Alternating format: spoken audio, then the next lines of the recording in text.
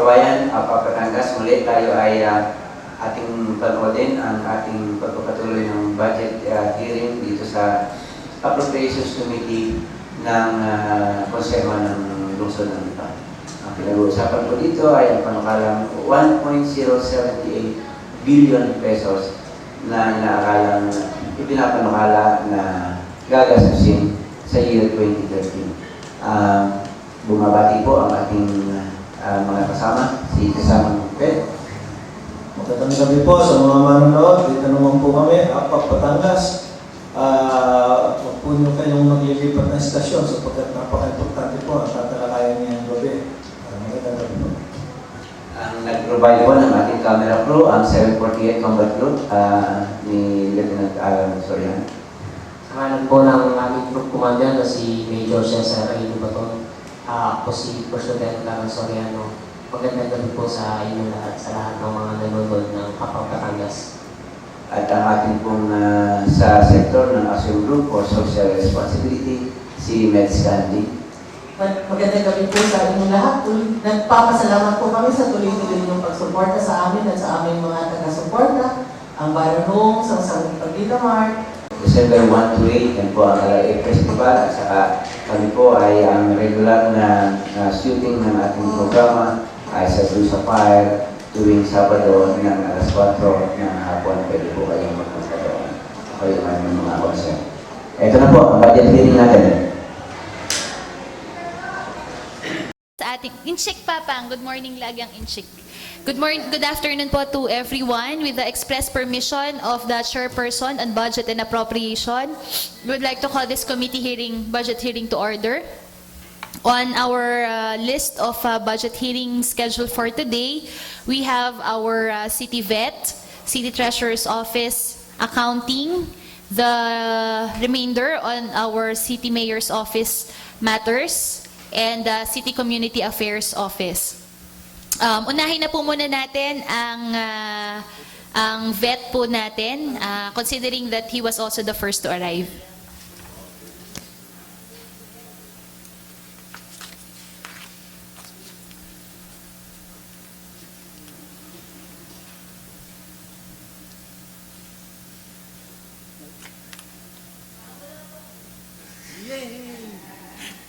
Grades 9 to 8.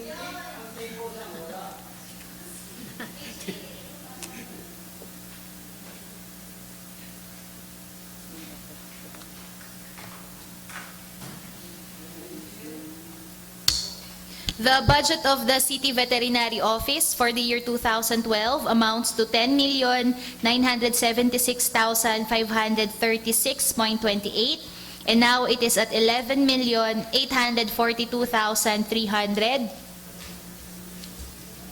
The increase mainly attributed to the personal services and likewise to total MOOE. For the first question po, Dr. Sam, ito po ang atin pong budget po for the maintenance and other operating expenses. Meron ga po kayo nakalagak na pondo under ng Mayor's Office na kayo po ang main implementing agency? Sir, paki-open po. In behalf of the Veterinary Department, magandang hapon po. Sa ngayon po ay wala kaming account item na nasa City Mayor's Office. And your increase under the maintenance and other operating expense can be mainly attributed to other MOE. May we know, sir, paano nyo po in-spend ito pong 2012 budget po ninyo at paano nyo po in-spend itong, at paano nyo po binabalak gastusin itong 2013 budget nyo na nagkakahalaga ng 540,000? Yung pong increase sa other MOE ay ito po'y dulot ng organization ng para-veterinarians.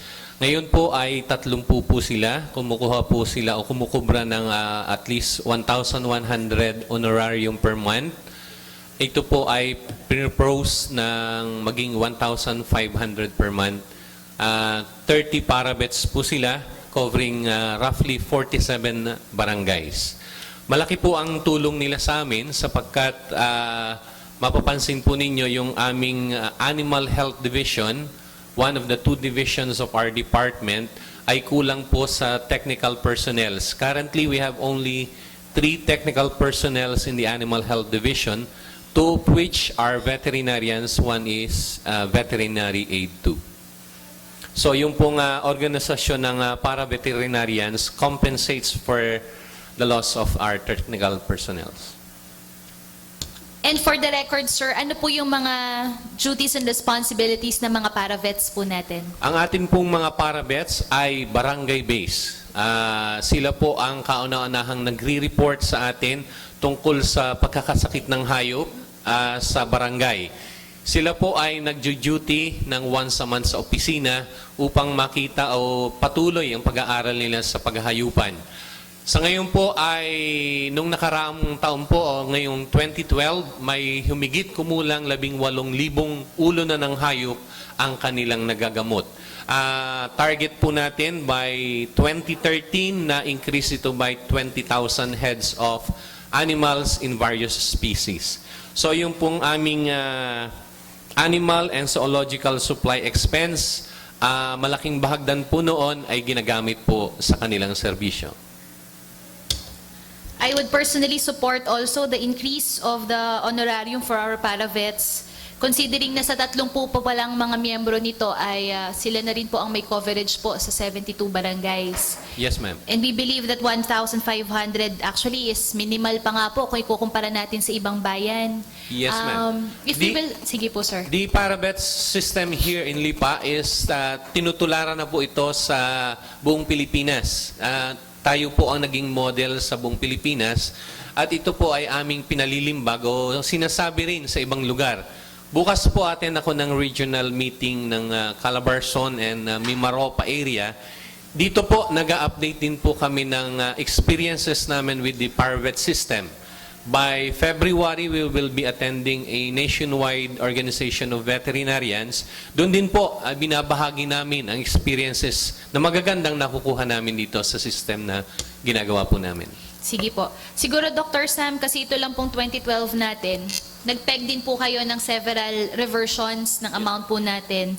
Most of which ay pinakamalaki po ay dito po sa scholarship program ng MAS amounting to 250,000.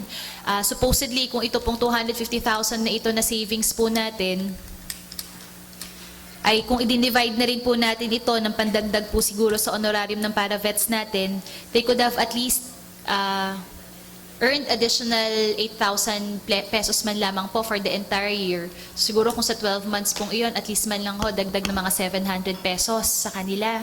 Nevertheless po, since nakita ho natin na mas kailangan po ito sa scholarship program, at ngayon po ay nakabudget na naman ho ang scholarship program, ano po kaya ang tinatarget ninyo should in case any other savings on maintenance and operating expense be incurred by your office? Mayroon pa po kayong nais paglagakan po nito?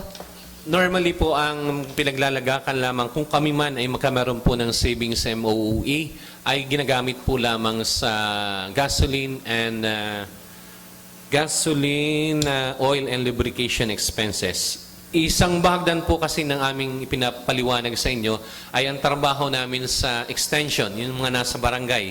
Pero po ang isa pong banda niyan ay ang pagtingin sa pagkain ng tao, lalo na yung galing sa hayop at sa isda. Kamakailan po ay nabigyan kami ng authority ng ating city administrator na tingnan din ang isdang ibinibenta natin sa ating pamilihang bayan. Kaya ang paikot-ikot po naming punta sa iba't ibang lugar ng Lipa upang tingnan ang mga ganitong issues ang nakakagastos po sa aming gasolina. So, ibig niyo pong sabihin, sir, kung ito pong 250,000 dating reversion ho natin, ay pwede ho sanang naidagdag din ho sa gasoline, mas marami pa ho kayong na-reach ng mga barangay. Maaari po, ma'am. Sige po, sir. Asahan po namin na with the present naman hong budget po natin at sisiguraduhin po namin makakasapat na po ito pong budget po natin sa scholarship nang hindi na ho kinakailangan maapektuhan po yung trabaho ng ibang opisina. Hari nawa po ma-reach po ninyo yung target po nyo ngayong taon na ito.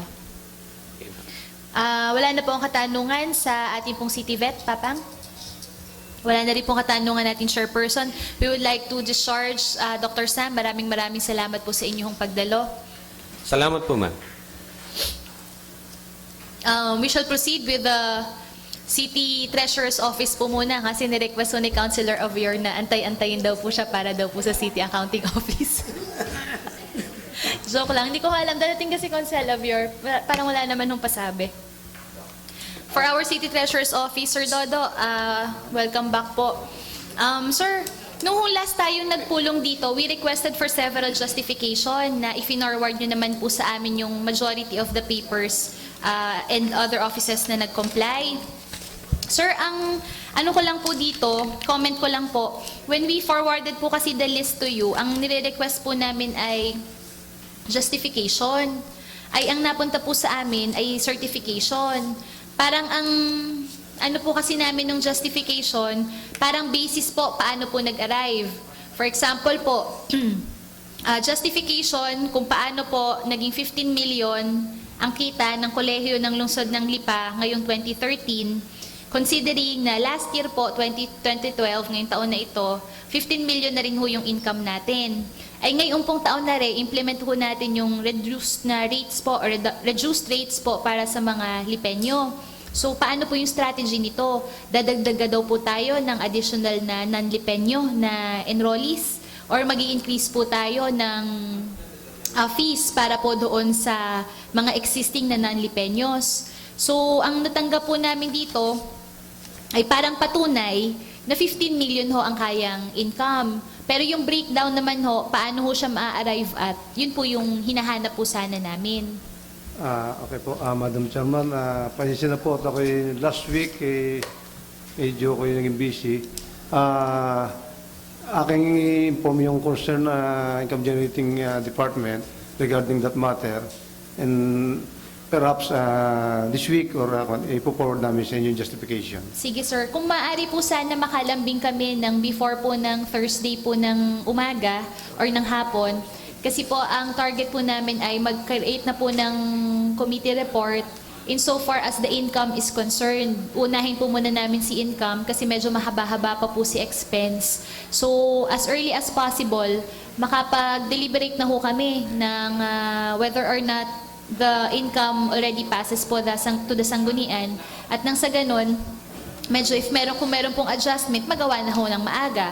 Kung wala naman hong adjustment, at least po, mabagbasihan na ho kaagad ng mga expenditures po natin. Ano po? Yes, ma'am. Thank you po, sir. City Treasurer, Papa? 104. So insofar as the City Treasurer's Office is concerned, yung pong sa budget po ng departamento, current year, the estimate is 2012, 29,949,949 and 29,949,905.64, and the 2013 budget is 32,590,516.94. The increase also attributed to several items under the maintenance and other operating expenses. Sir, bakit po tayo nag-increase ng ating pong maintenance and other operating expenses?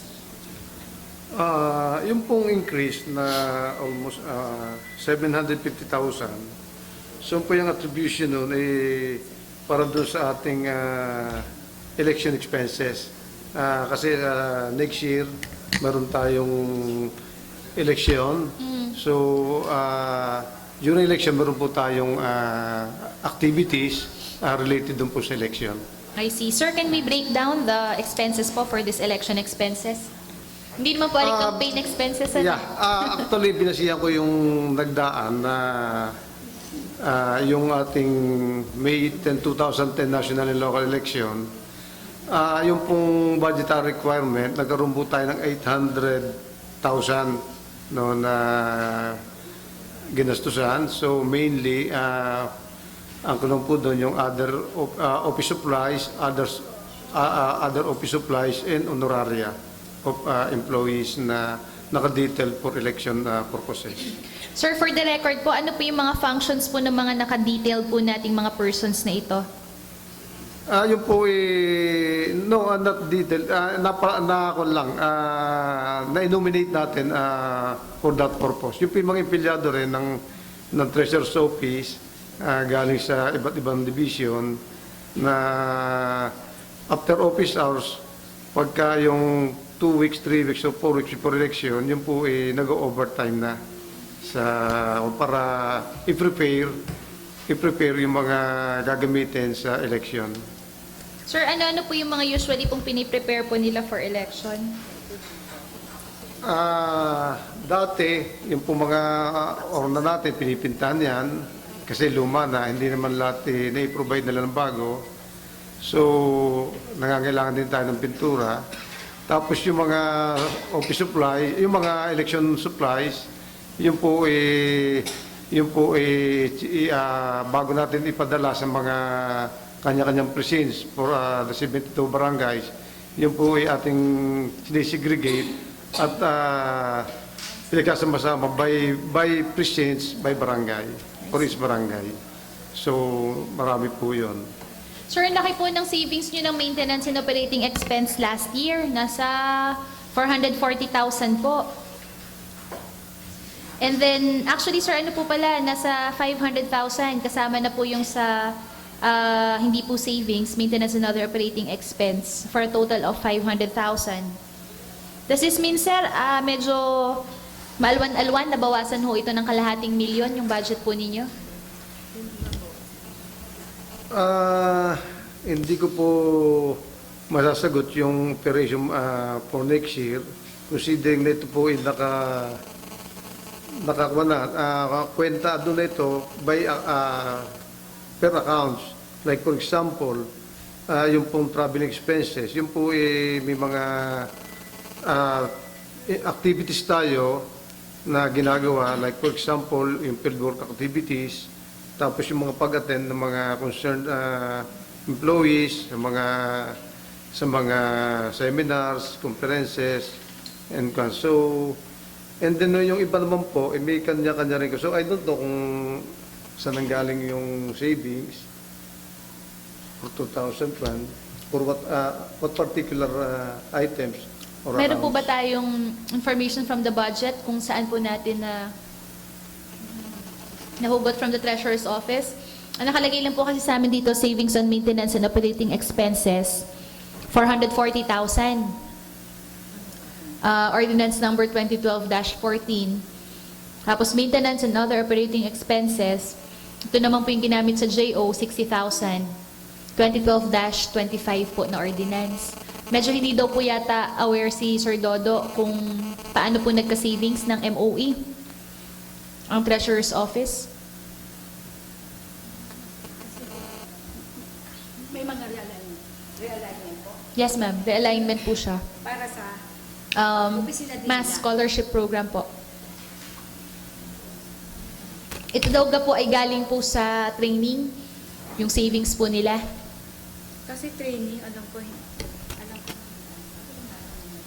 Ang sa amin po, mami, ano lang po, parang logbook lang po namin.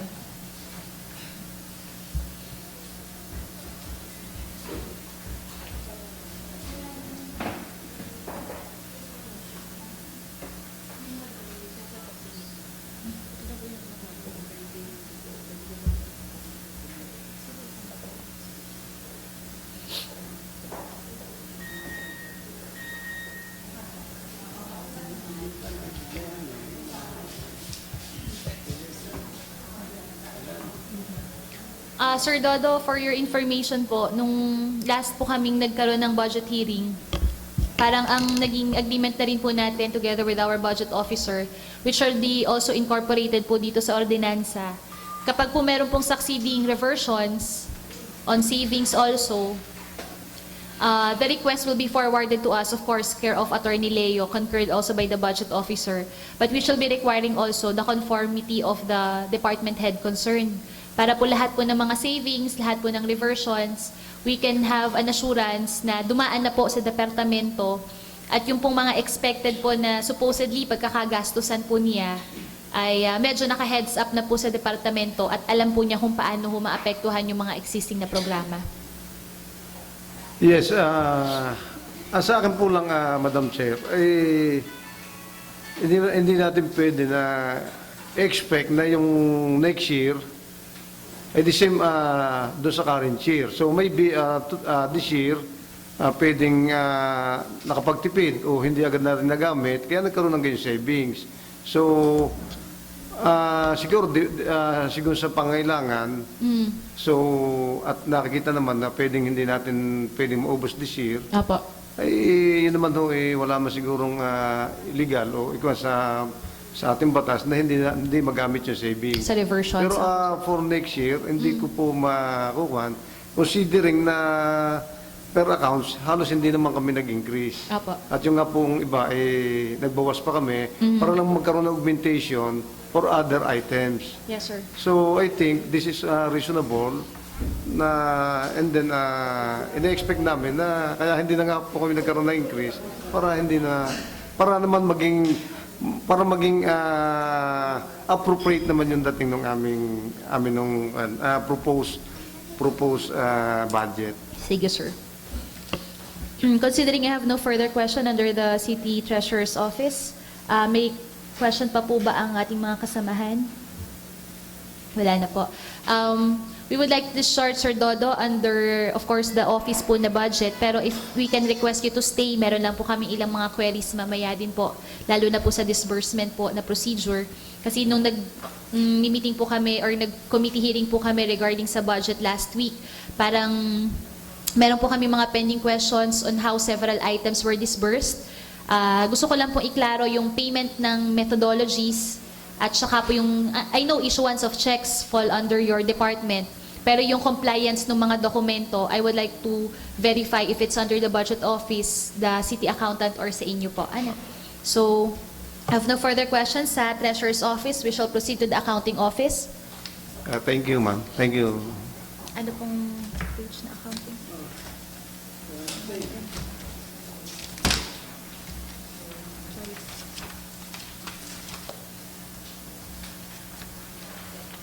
Alright. So under the City Accounting Office, siguro itanong ko na po muna yung sa functional statements po natin.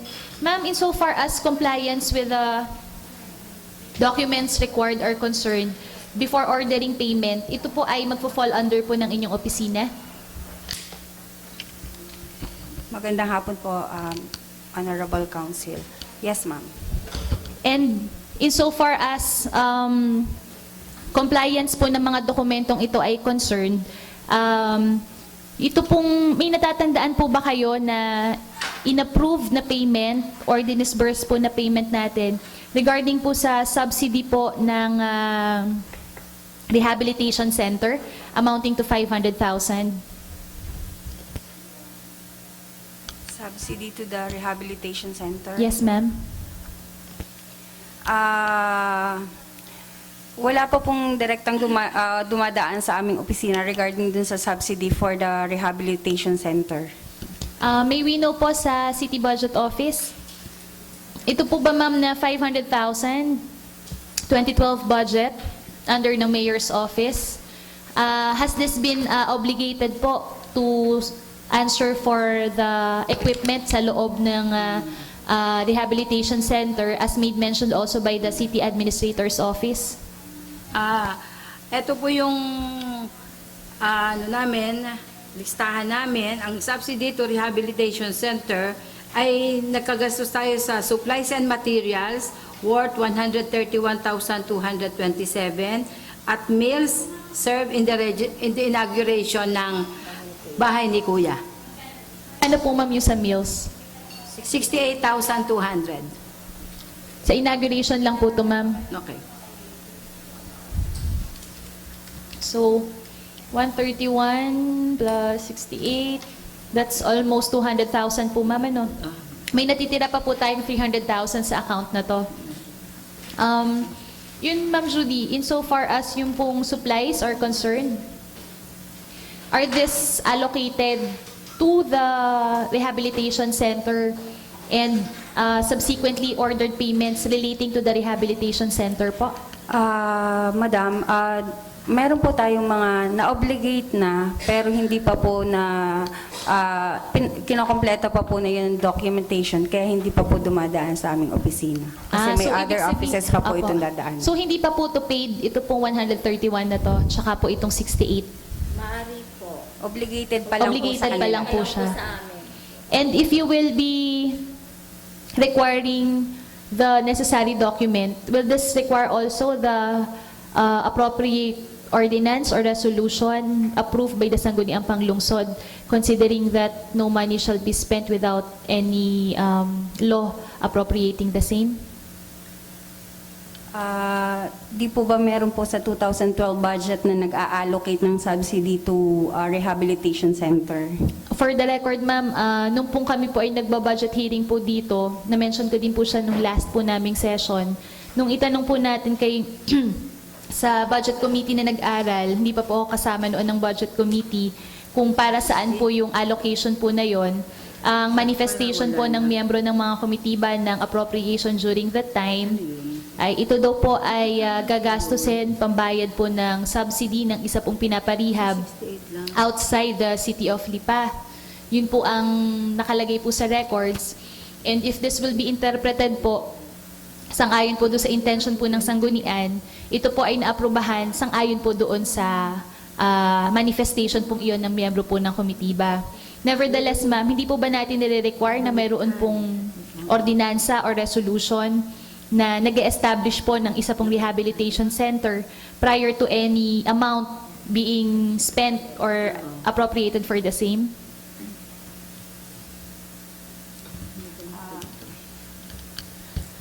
Madam, we will check on that requirement when the documents arrive at our office. Thank you, Madam.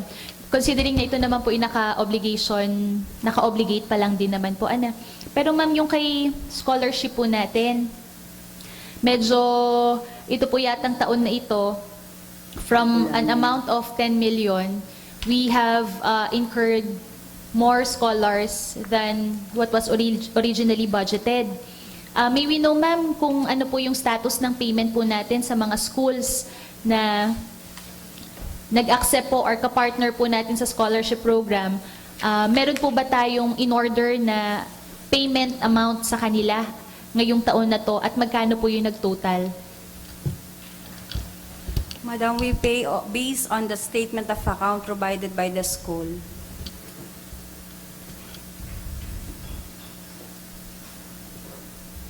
Magkano po, ma'am, yun based on the statement of account? I'm sorry, Madam, I didn't bring the details of each school because I was not informed that it should be brought here. I thought we will be talking about the budget for the 2013. But insofar, ma'am, as the necessary proof of their payment is concerned, you only require the statement of account coming from the schools? For the initial payment, we require the statement of account, then the profile of the scholars, to ascertain that they are legitimate Lipeños. And insofar, ma'am, as their respective contracts are concerned, do you also require that po? Yes, Madam. And do you require a copy of the same be ratified by the Sangguniang Panglungsod?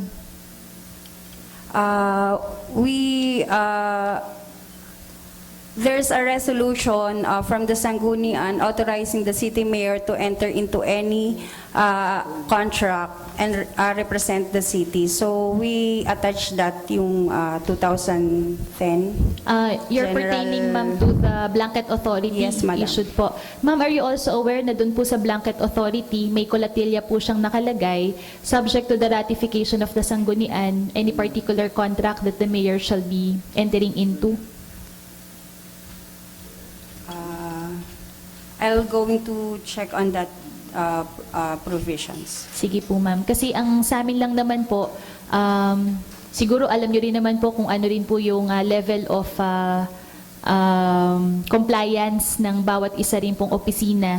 Pag po meron po kayong mga hinihingi rin pong mga dokumento, hindi lamang po dito sa City Hall, danas din po sa mga barabarangay. So we would just like to make sure that the City Accounting Office is consistent in all forms of compliance sa iba't ibang opisina, and it also pertains to ordering payment insofar as the required approval from the Sanggunian is concerned. Salamat po. Now let's go to your budget unless meron pong question ng kasamahan natin sa functional statements. Yes, Madam Chair. Councilor of you're recognized. If I may, to follow up the question with regards to the contract of the scholars, may we know from the city accountant if all the contracts are duly notarized? Yes, Your Honor. Maraming salamat po. And also, we would like again to remind our city accountant that even if there is a blanket authority given by the Sangguniang Panglungsod for the mayor to enter into any agreement with any parties, whether they are company, banks, this agreement should be first ratified by the Sangguniang Panglungsod. That is the reason why, Madam Chair, I am requesting a copy of the COA audit report so that it will be our basis in the determination whether or not all the work programs in this city hall are consistent in the implementation of these work programs. May I know from the chairperson if the COA findings report have been submitted to this committee? So far as the committee is concerned, wala pa rin po kami nare-receive na compilation of the copy of the COA findings. Yes, ma'am. The Honorable Council, I have submitted the summary of COA findings and observation to the Office of the City Administrator last week. So, Madam Chair, may I request this committee through its secretariat to remind the Office of the City Administrator to submit to us the copy of this COA findings and observation report for our guidance. Noted. And second, Madam Chair, I would like to ask the City Accountant, Ms. Judy Makasait, what is the position of the office with regards to cash advances? Under the COA revenue, COA memorandum circular, there are only instances that are cash advances are allowed, like for the payment of regular salaries for the disbursing officers, and only travel expenses of different personnel or officials of the government is only allowed to have the cash advance. How about major programs and activities of the city? Does that particular COA memorandum circular states a particular provision that mentions major activities and programs of the city? For example, Madam City Accountant, next year we will be holding our Lipa City Fiesta. And if you will notice, the budget proposal submitted to us by the Finance Committee with regards to the Lipa City Fiesta is 1 million pesos. So may I know from the city accountant what would be the guidelines to be followed by the implementing office who happens to be the city administrator's office with regards to the Lipa City Fiesta? Mr. Honorable Councilor, I haven't received the details of the expenses to be incurred during the Fiesta celebration, and from that work program we will see which is those possible. Only those yung expenditure po na ang sabi po sa COA ay kailangan po yung mga gagastusin locally ay dapat ibinabayad through check. So if part of the program for the fiestas are prices, what would be the procedure for that for the release of amount for prices with regards to the Lipa City Fiesta?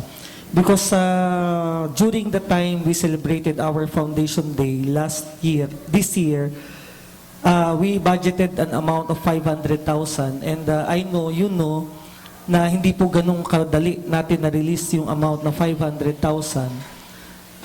for some reason. Ngayon, I asked Attorney Leo Latido that 1 million pesos is different from 500,000. So if we have difficulty releasing the amount of 500,000, how much more releasing the amount of 1 million pesos? So will the city accountant allow the payment of prices for different activities in the fiesta to be cash advance? Just like the cash advance for the Foundation Day, pinayagan po yung prices kasi yun nga po ang gusto ko lang pong ipabatid na nung nag-cash advance po kayo, kaya lang po nagkaroon ng maraming question. There are some activities that there is 33 performers within a night. If we're going to compute the performance during the night, ay hindi po magkakasya yung 33. Kung kahit po yun ay tigakalahating oras, siguro naman po iaabutin tayo ng... so kaya ini-establish din po natin yung reasonableness at saka nung yung realistic ng activity. So yung prices naman po ninyo, as you have requested, kaya lang po yung nagkatagal-tagal ay dahil po in-account din po namin kasi kung 33 po sa isang gabi, hindi naman po siguro yung matatapos kaagad-agad. So, Madam Chair, may I point the attention of the city accountant on number 6, provision, section 474 of the Local Government Code. I will give you a copy of this if you do not have. Prepare statements of cash advances, liquidation, salaries, allowances, reimbursements, and remittances pertaining to local government unit. The reason why I am asking the city accountant whether or not cash advances is prohibited or not is because the local government code under section 474, number 6, is very clear that it does not prohibit cash advances. It only regulates. And the city auditor attended the plenary of this August body and mentioned that during the symposium or conference of city accountants, the supervising auditor mentioned that all LGUs are requested to limit the cash advances of the city, and we support the call of the supervising editor. But again, the call of the supervising editor is only to limit, and we would like to request the city accountant so that all offices will be guided accordingly, is to submit to the Sangguniang Panglungsod so that we can discuss it, the regulations, guidelines with regards to cash advances in our city. Para po matulungan din ang tanggapan ng Sangguniang Panlungsod na maibigay sa iba't iba ring mga tanggapan dito sa ating City Hall, ito pong procedure natin sa cash advances. Because sinabi ko rin po sa ating OIC, sa ating COA auditor, even the COA commissioner cannot make a memorandum circular prohibiting the cash advance because it would be against the law. The only solution that the COA could do is to regulate the cash advances. And having no guidelines on how to regulate it, mas maganda po siguro na magkaroon tayo ng black and white para po guided ang lahat ng opisina. Honorable Councilor, we have already informed all the offices regarding the guidelines on the cash advances. Audit Circular 1997-002 defines that cash advance shall cover two types, namely regular cash advances and the special cash advances. Regular cash advances are those granted to cashiers, disbursing officers, paymasters, property and supply officer for the following purpose: salaries and wages, commutable allowances, honoraria and other similar payments to officials and employees, petty operating expenses consisting of small payments for maintenance and operating expenditures. And the number 2 is special cash advances, that those granted for explicit authority of the head of agency only to duly designated disbursing officers or employees for other legal authorized purposes as follows. current operating expenses of agency, field office, or the activity of the agency undertaken in the field when it is impractical to pay the same by check, such as salaries and wages and allowances, maintenance and other operating expenses, and the traveling expenditures of the officials or employees in connection with official travel. That is only yun nga pong sinabi ko kanina. Now, if we are going to talk about questionable accounts, there are many questionable accounts in the budget for 2012. And I will not go one by one on these questionable accounts. For example, let me move your attention to maintenance and other operating expenses. When we refer maintenance and other operating expenses, what accounts would be under the maintenance and other operating expenses? Bukod pa po ba yung MOE sa other MOE? Yun na po yun. Halimbawa po, dito sa City Mayor's Office, meron po tayo ditong maintenance and other operating expenses. Pero sa pinakadulo po, under page 12, meron pa rin pong other MOE. Ito po ba ay magkaiba o magkapareho? Ang other MOE po, ayun po yung hindi po expense na hindi po makakategorize under ng maintenance and operating expense enumerated above it. So like what, Madam? For example, the other MOE for the City Mayor's Office.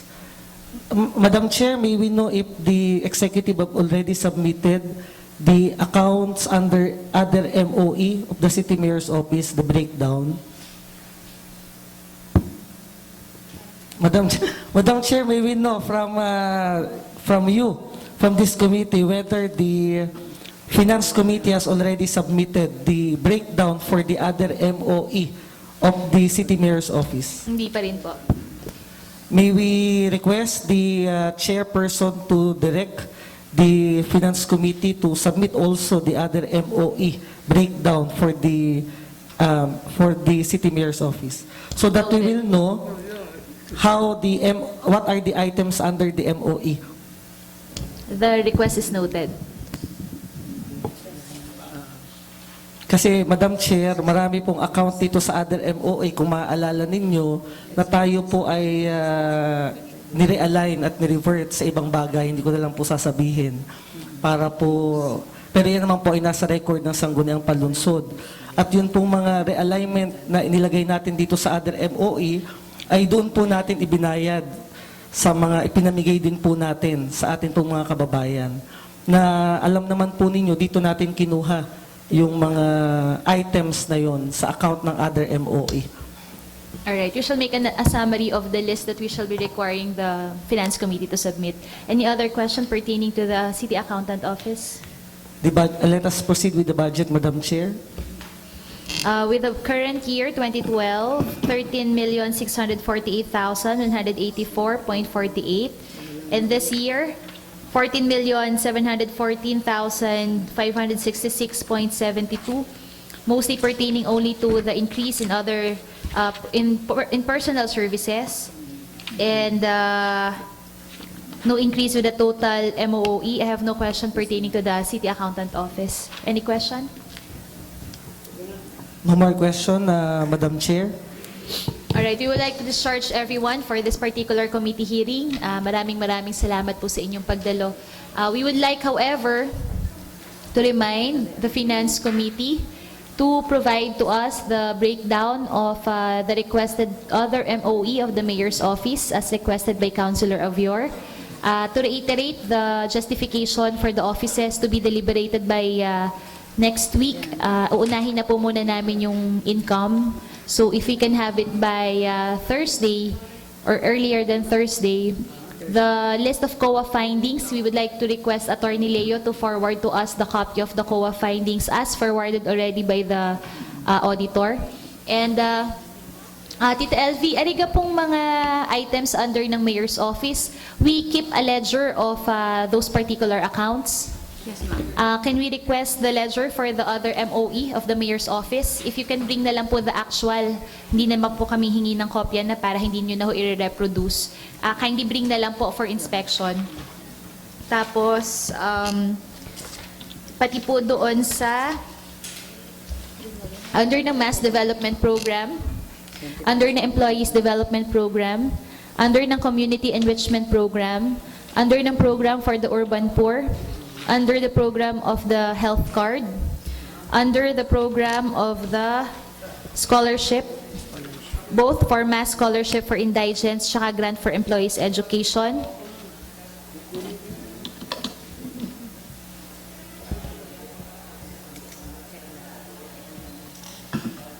Yun na lang, ano. If we can request for the ledger of these accounts na lang po, para po sa sunod po nating pagpupulong on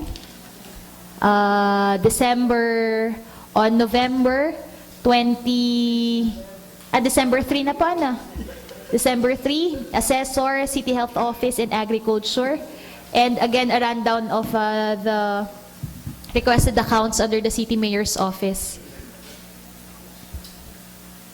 Yung ledger po natin, yung po yung may breakdown po ng per quarter po, ano? Yung mga lumabas na in detail po, corresponding with the names po natin. So, we would like to request na lang po for our next hearing on Wednesday. Wednesday. Wala po pala. December 3 na po pala tayo. That will be on Friday. Ano ba po? Monday na po pala. So, we don't have any committee hearing on Wednesday and on Friday.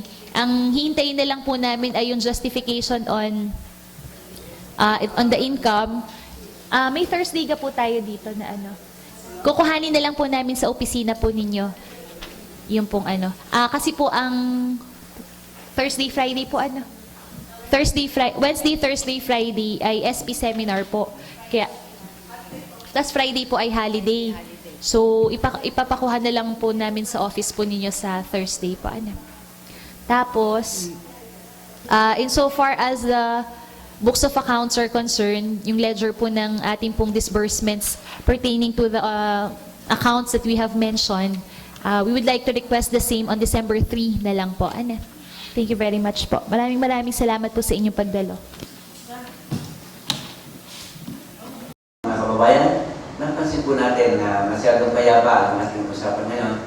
Napanood natin ang City Veterinary Office at kita naman natin na gusto naman ang kanilang opisina ng activity. At talaga po naman kita na siguro kaya na kailangan makasama na rin natin ulit ang ating City Veterinary at mapag-usapan natin ang napakarami pa nilang mga activity sa taong ito.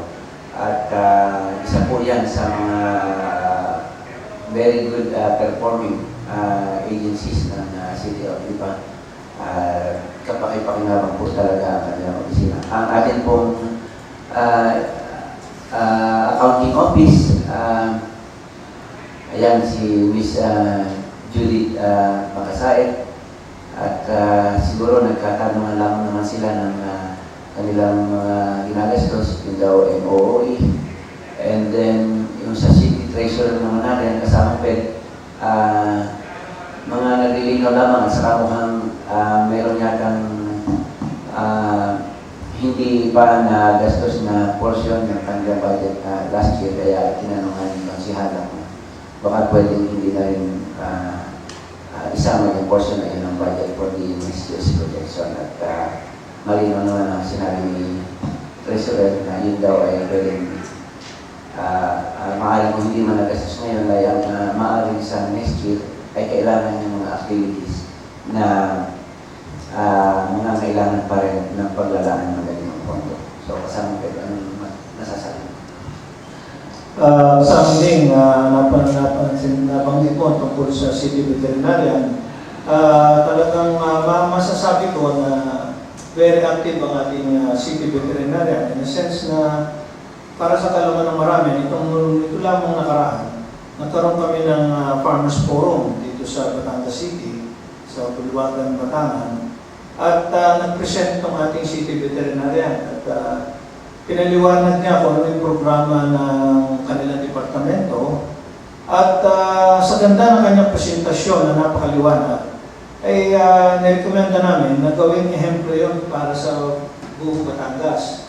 Kaya binabati ko ang ating City Veterinarian at office at for a job well done. Maraming humanga sa kanyang presentasyon. Kompleto.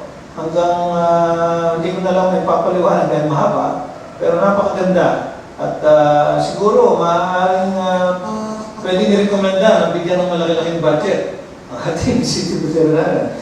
At isa rin napansin ko dito sa naging presentasyon ngayong itong araw na ito, ay hindi masyadong ika nga ay sabi mo nga kanina ay hindi masyadong madugo yung mga pag-uusap nila sapagkat mga clarification lamang ang nangyari at hindi masyadong detalyado.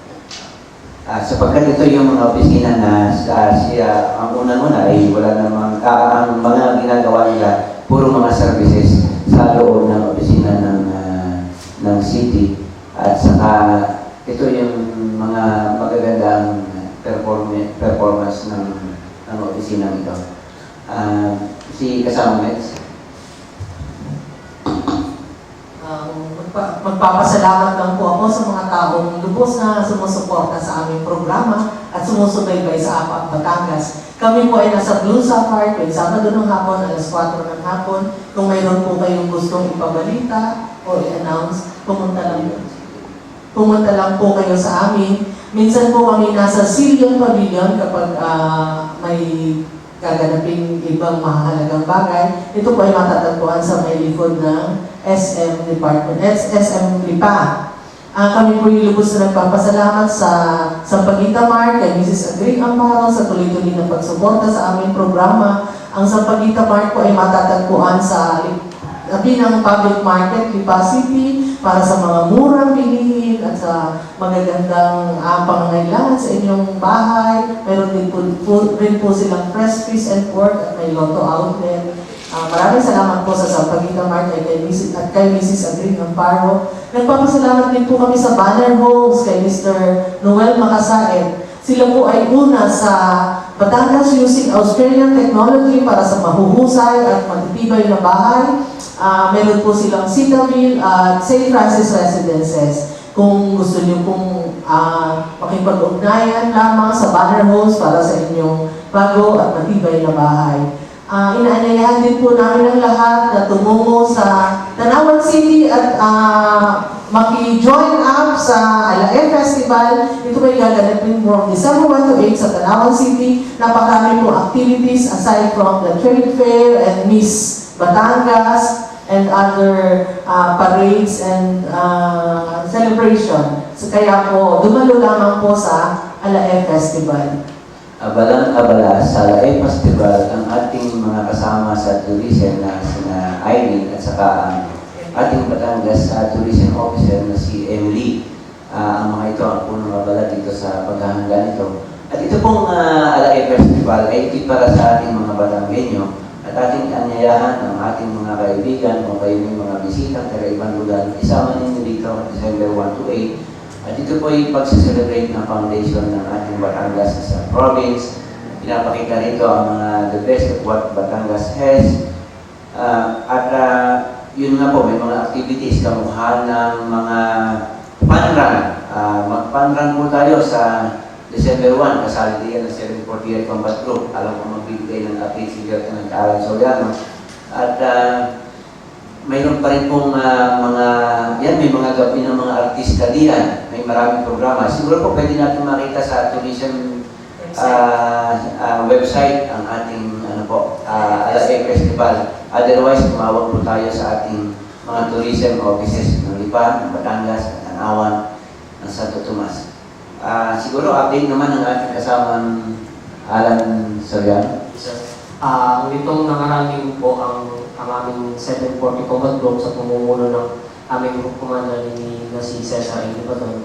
Kami po ay nakapagkandak ng feeding program dyan sa Puting Kawayo sa aming Batangas. Then, meron tuloy-tuloy po yung aming pagtulong ng medical and transportation assistance sa mga estudyante na nasasakupan ng aming area of operation. Sila po ay aming pinadala sa Jose Reyes Medical Memorial Center at sa Philippine Band of Mercy dyan sa East Avenue, Quezon City.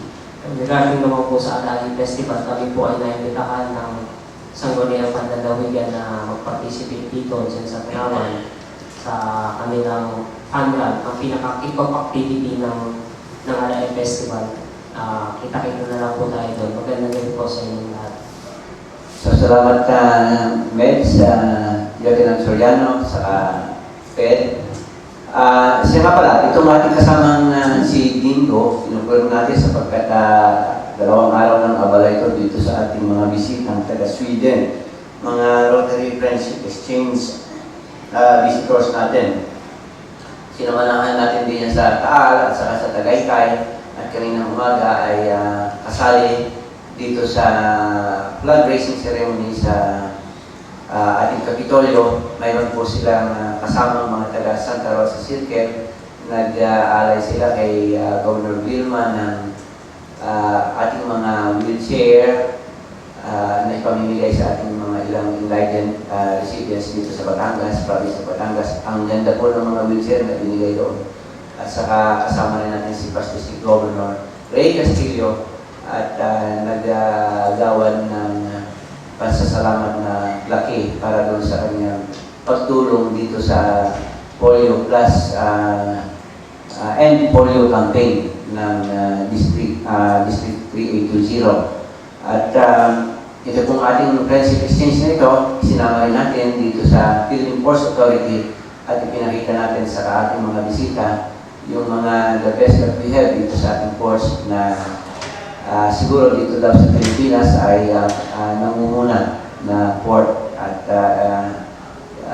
sila ngayon ay kasama ng ating kasamang Alvin dito sa Lighthouse sa Lubo. Bahagi po ito ng security and sistema ng ating port system dito sa Batangas. Salamat sa mga taga-Rotary Club of Downtown Batangas at sa mga Rotarians na sumama dito at nag-participate. Siguro, Mananawagan po ako, pero ang aking pong pananawagan ay para po sa mga academe dito po sa atin, mga schools po. Bakit po hindi nyo dalhin dito ang mga estudyante ninyo? Yung po kumukuha ng kursong political science. Ito po open ang City Hall para po manood ng session at saka itong pagtalakay po ng ating budget. Pagkat dito po manggagaling ang mga future leaders natin. Sana po itong mga profesor na nanonood ng ating programa ay talin nyo mga estudyante nyo dito at makita kung paano pinangangalagaan itong ating lungsod. Salamat po. Ay, salamat kasamang Fed. Mabuti naman at naalaala mo yan. Mga accounting, basta yung mga nasa sa business courses at saka public administration, political science. Kasi dito ang pinag-uusapan yung public finance. Siguro dapat talaga mag-sitting tayo dito, manood tayo. At sa lahat ng mga nag-iisip kung paano umiikot at kung paano talaga gumugulong ang ating gobyerno, ito yung magandang lugar para makita natin ang pag-aaral kung paano nagtatrabaho ang lahat ng ating mga opisina ng gobyerno sa budget hearing po. Sa ngalan ng ating mga kasama, ni General Rolando Humpol ng ating Armed Forces, sa ngalan po ni Colonel Jerry Zamudio ng Public Affairs Office ng Armed Forces pa rin, si Dr. Jess Medina ng Egg Board of Calabarzon, si Mar Amparo po ng Batangas Chamber of Commerce, at saka po dito si Alvin Castillo ng Rotary Club of Impasao, at saka po itong si Boots ng ating Federation of Urban Poor. Mayroon pa tayo kasama nakalimutan. Kami po ay malugod na naghatid sa inyo patuloy ng ating proseso dito sa ating City Council budget hearing. Mabuhay po kayong lahat. Up, Batangas.